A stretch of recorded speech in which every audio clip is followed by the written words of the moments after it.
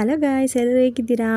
Trip ಹೋಗೋಣ ಅಂದ್ಬಿಟ್ಟು friends ಎಲ್ಲ ಸೇರಿ ಡಿಸ್ಕಷನ್ ಮಾಡ್ತಾ ಇದ್ವಿ. ಫೈನಲಿ ತ್ರಿರಂಗ ದರ್ಶನ ಮಾಡೋಣ ಅಂದ್ಬಿಟ್ಟು ಎಲ್ಲರೂ ಡಿಸೈಡ್ ಆದ್ವಿ. ಮಾರ್ನಿಂಗ್ಗೆ ಮನೇಲಿ ಪೂಜೆ ಎಲ್ಲ ಮುಗಿಸ್ಕೊಂಡು ಎಲ್ಲರೂ ರೆಡಿಯಾಗಿ ಹೊರಟ್ವಿ. ಗಾಡಿ ಪೂಜೆಗೆ ಬೇಕಾಗಿರೋ ಹೂವು, ಹಣ್ಣು, ತೆಂಗಿನಕಾಯಿ, ಗಂಧದ ಕಡ್ಡಿ ಎಲ್ಲ ರೆಡಿ ಮಾಡಿ ಇಟ್ಕೊಂಡ್ವಿ.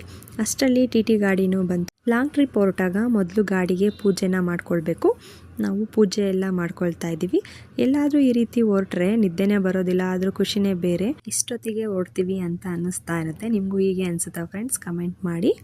ಫೈನಲಿ ಪೂಜೆ ಎಲ್ಲ ಮುಗಿಸ್ಕೊಂಡು ಎಲ್ಲರೂ ಹೊರಟ್ವಿ. ಅರೌಂಡ್ 2:30 ಆಗಿತ್ತು ನಾವು ಮನೆಯಿಂದ ಹೊರಟಾಗ. ಫೈನಲಿ ತ್ರಿರಂಗ ದರ್ಶನ ಮಾಡಲಿಕ್ಕೆ ಫ್ರೆಂಡ್ಸ್ ಎಲ್ಲ ಹೊರಟ್ವಿ. ಒನ್ ಡೇನಲ್ಲೇ 3 ರಂಗನಾಥ ಸ್ವಾಮಿಗಳನ್ನ ನೋಡೋದ್ರಿಂದ ತುಂಬ ಒಳ್ಳೆಯದು ಅಂತ ಹೇಳ್ತಾರೆ. ಅದರಿಂದ ನಾವು ಹೊರಟ್ವಿ. ಆದಿರಂಗ ಇದು ಬಂದು ಶ್ರೀರಂಗಪಟ್ಟಣದಲ್ಲಿರೋದು. ಫೈನಲಿ 4:15 ಅಷ್ಟರಲ್ಲಿ ಅಲ್ಲಿಗೆ ರೀಚ್ ಆದ್ವಿ.